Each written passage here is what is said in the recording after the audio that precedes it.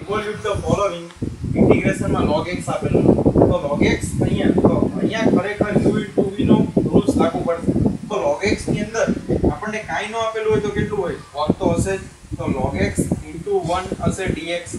તો 1 અને log x તો log શેમાં આવશે log x લોગેરિધમ ની અંદર આવશે અને વલ આપણે કોન્સ્ટન્ટ વેલ્યુ છે અથવા એલ્જેબ્રિક ના તમે લઈ શકો તો log x * 1 તો અહીંયા શું થશે u આપણું log x હશે અને v શું થશે 1 તો u * v dx નો રૂલ્સ આપણો શું છે u કોન્સ્ટન્ટ v નું ઇન્ટિગ્રેશન માઈનસ ઇન્ટિગ્રેશન પણ હોલ આપણા કોન્સ્ટન્ટ નું હોલ ની અંદર u નું ડિફરન્શિએશન અને v નું ઇન્ટિગ્રેશન બંનેનો જે મલ્ટીપ્લિકેશન નું જે પ્રોડક્ટ આવે એનું ઇન્ટિગ્રેશન આપણે કરવાનું છે તો અહીંયા log x * v છે તો આપણો એક્ઝામ્પલ ની અંદર અહીંયા શું થશે u * v પ્રમાણે u કોન્સ્ટન્ટ એટલે કે log x આપણું કોન્સ્ટન્ટ આવશે ઇન્ટિગ્રેશન કોનું આવશે 1 dx માઈનસ ઇન્ટિગ્રેશન બ્રેકેટ ની અંદર બ્રેકેટમાં u નું ડિફરન્શિએશન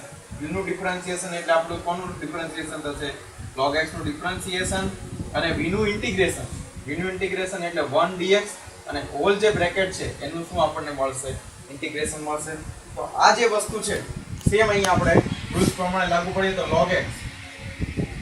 1 નું ઇન્ટિગ્રેશન શું થશે x માઈનસ હવે ઇન્ટિગ્રેશન ની બ્રેકેટ ની અંદર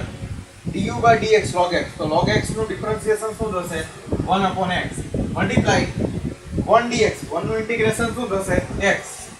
અને બ્રેકેટ ની બહાર શું આવશે આપણું dx તો log x * x minus integration ની અંદર x કેન્સલ થશે તો શું આવશે 1 dx આવશે તો અહીંયા આપણી પાસે log x * x માઈનસ 1 નું ઇન્ટિગ્રેશન શું થશે x + c તો બંનેમાંથી તમે x કોમન લઈ લો તો અહીંયા શું